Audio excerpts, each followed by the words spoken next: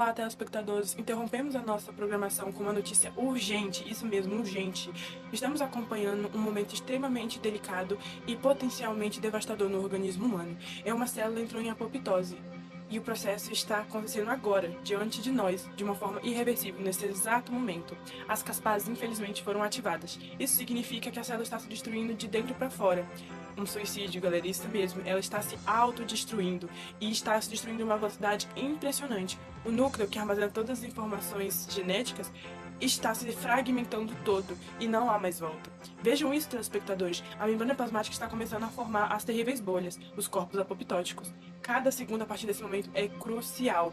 Agora, enquanto a gente aguarda mais informações, mais atualizações sobre o sistema imunológico, chamamos a nossa especialista em apoptose, a Karina, que está conosco em estúdio. Karina, essa célula parece estar já em seus momentos finais. Pode nos explicar em detalhes, mais detalhadamente, o que exatamente está acontecendo agora na célula e o que isso pode significar para o nosso organismo, como isso funciona? Agora eu passo a palavra para a nossa especialista, a Karina.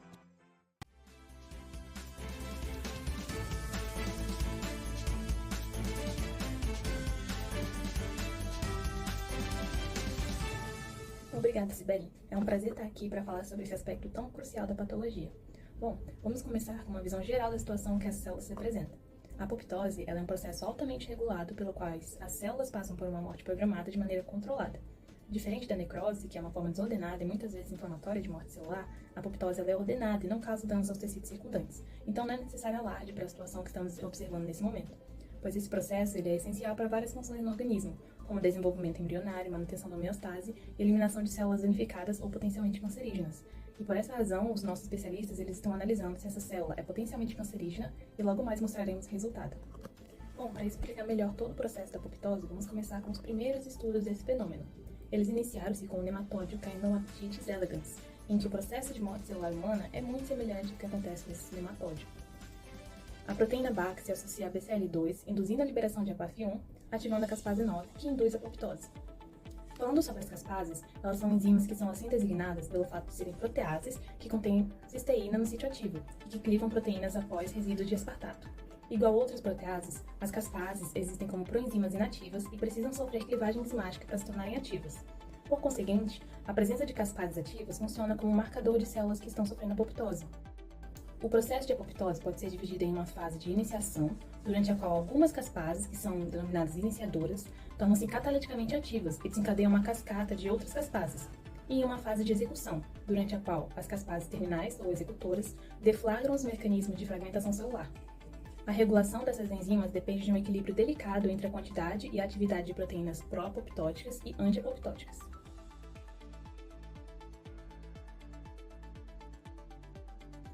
São conhecidas 14 caspases humanas, sendo que 6, que são as caspases 3, 6, 7, 8 e 9 e 10, participam ativamente da apoptose. Após um sinal de morte celular, as caspases são ativadas por clivagem proteolítica e podem interagir com receptores de membrana ou moléculas adaptadoras que contenham domínios de morte. As formas ativas das caspases 9, 8 e 10 desencadeiam a ativação rápida e sequencial das caspases executoras, como a caspase 3 e 6, que então atuam sobre diversos componentes celulares. Por exemplo, uma vez ativadas, essas caspases clivam um inibidor de uma DNase, tornando-a enzimaticamente ativa e possibilitando o início da degradação do DNA. As caspases também causam proteólise dos componentes estruturais da matriz nuclear, e assim promovem fragmentação dos núcleos.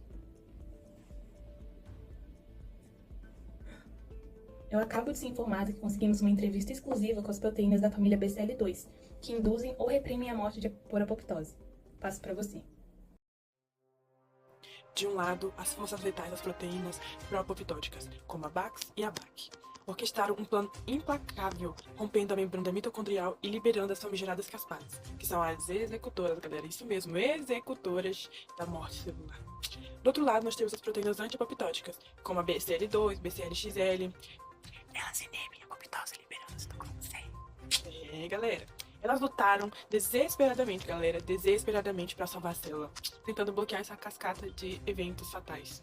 Porém, a resistência foi insuficiente. Em questão de minutos, a célula foi tomada por um caos interno. Seu núcleo foi destroçado, sua membrana sofreu retração e, por fim, os infames corpos apoptóticos surgiram, galera, sinalizando a consumação do destino terrível. Bom, se não fosse o desequilíbrio entre os homodímeros e heterodímeros, poderiam ter definido o balanço pró-apoptótico ou antipoptótico na célula. Em uma declaração de choque, a mitocôndria afirmou: fizemos o que podíamos, mas a pressão das proteínas pró-apoptóticas foi devastadora. Não havia como segurar. Agora, o organismo está em estado de alerta, investigando o que pode ter desencadeado esse conflito fatal entre os agentes da vida e da morte. E para ter o retorno à homeostasia, é preciso ter o controle da quantidade dessas proteínas. Galera, foi fatal.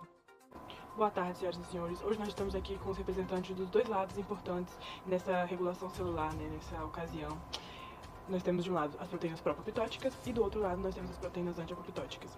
Vamos entender um pouquinho mais sobre essa batalha, o que acontece na célula durante todo esse processo, começando com a Bax. Bax, qual é a sua perspectiva sobre a atual situação da célula? Vamos ser francos, pessoal. A célula já está condenada e é hora de aceitar que o ciclo chegou ao fim. As caspases estão a postos e eu tô aqui para garantir que nada vai impedir esse processo. E você, BSL2? O que você acha sobre essa declaração pessimista de Bax? Para você, tem alguma esperança? Tem alguma coisa que se possa fazer para que haja o salvamento dessa célula?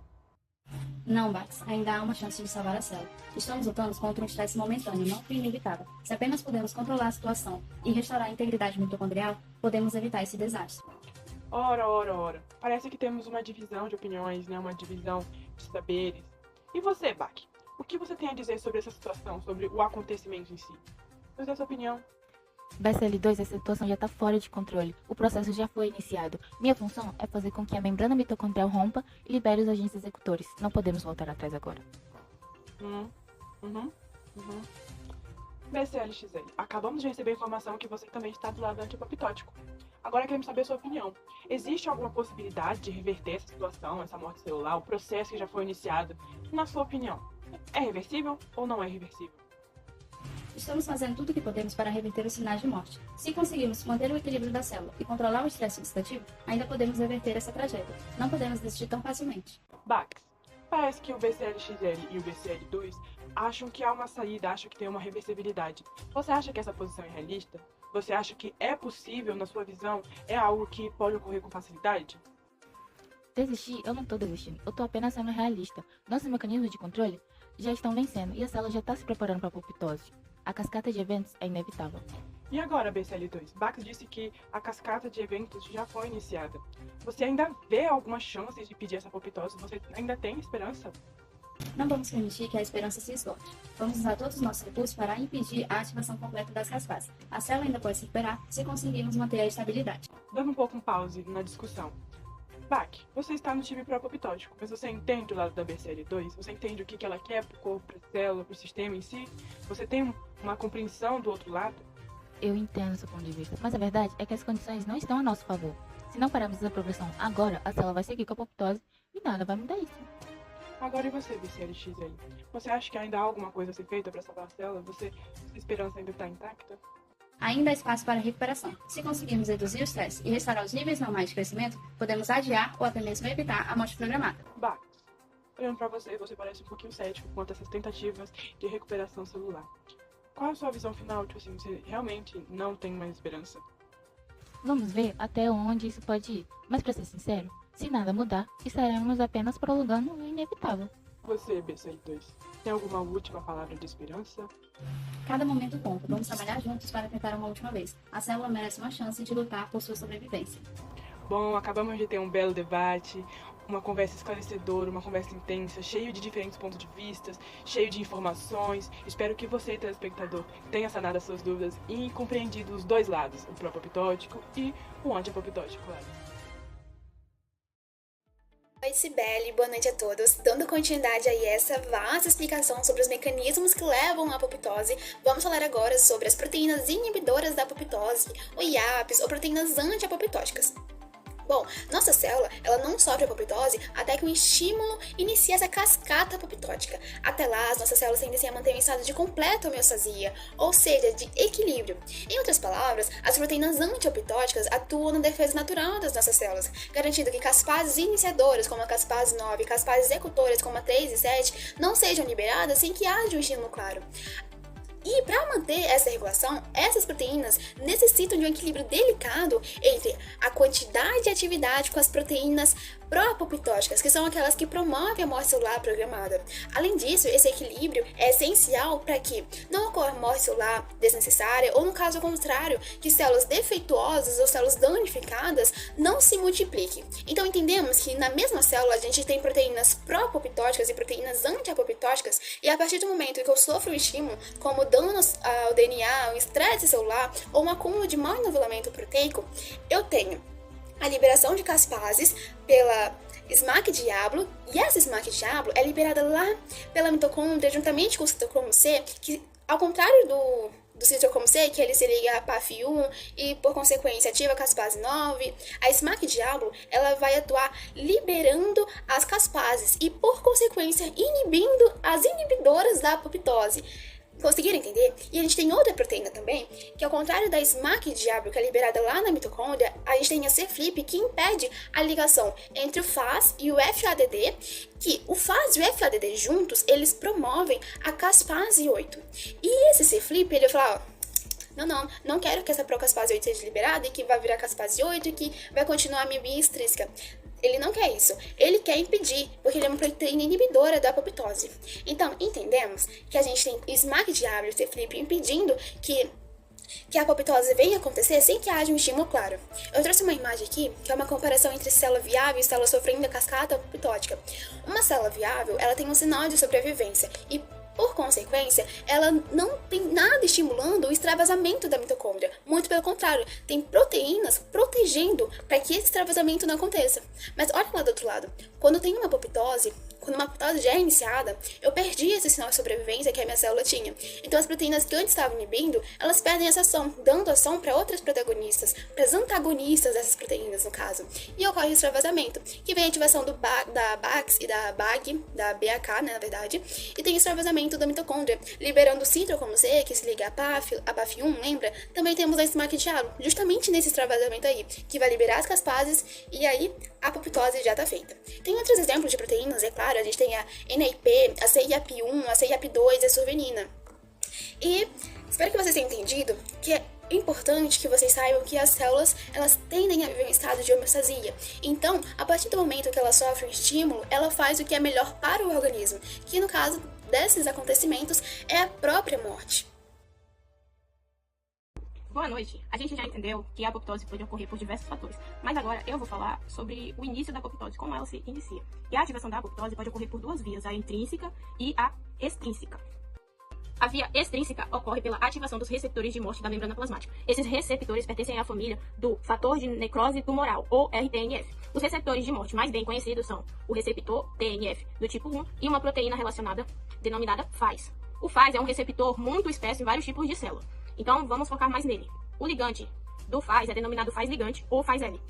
Quando o FAS-L se liga ao FAS, 3 ou mais moléculas de FAS são reunidas e seus domínios de morte citoplasmático formam um sítio de ligação para uma proteína adaptadora denominada FAD, ou Phase Associated Death Domain, que significa domínio de morte associado ao FAS. Uma vez ligado a esse complexo, o FAD se liga-se à caspase 8 inativa, reunindo múltiplas moléculas de caspase e levando à clivagem autocatalítica e à geração de caspase 8 ativa, que por sua vez a caspase 8 ativa inicia a mesma sequência de caspases executoras, iniciando assim o processo. A via intrínseca ou via mitocondrial é ativada quando há algum tipo de estresse intra ou extracelular, o que faz com que sinais são mandados para a mitocôndria, fazendo com que ela libere uma proteína chamada citocromo C, a qual, quando é liberado, inicia o programa de morte celular por apoptose.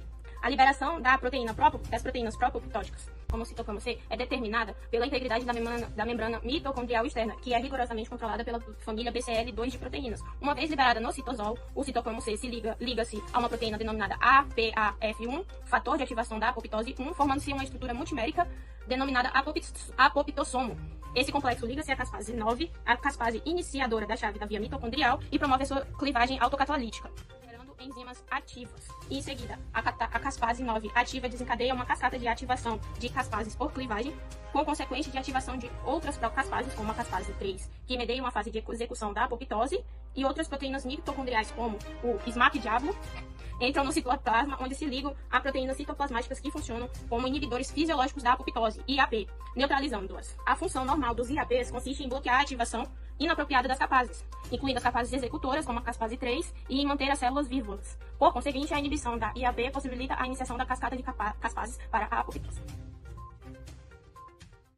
A proteína p53 é uma peça fundamental na proteção contra o desenvolvimento do câncer, sendo conhecida como o guardião do genoma. Ela desempenha um papel essencial no monitoramento do DNA celular e na resposta ao estresse genético. Quando a célula sofre dano no DNA, a p53 é ativada e interrompe o ciclo celular na fase G1. Essa pausa é crucial porque permite que a célula repare os danos antes de continuar com a divisão celular. Se o reparo for bem sucedido, a proteína p53 ativa a produção da proteína MDM2, que a inibe, permitindo que o ciclo celular siga normalmente. No entanto, se os danos ao DNA forem irreparáveis, a p53 desencadeia a apoptose, eliminando a célula danificada para evitar que ela se transforme em um tumor. É importante ressaltar que as mutações no gene da p53 são comuns em muitos tipos de câncer, e essas mutações impedem que a p53 cumpra sua função. Como resultado, células com DNA danificado podem continuar a se dividir, o que aumenta o risco de tumorigênese. Mas, no geral, a proteína p53 é crucial tanto para o reparo do DNA quanto para a ativação da morte celular programada, desempenhando um papel vital na supressão tumoral.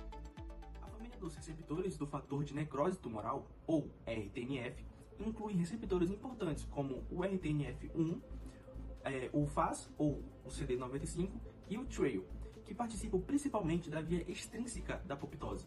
Esses receptores recebem sinais externos que desencadeiam a morte celular programada.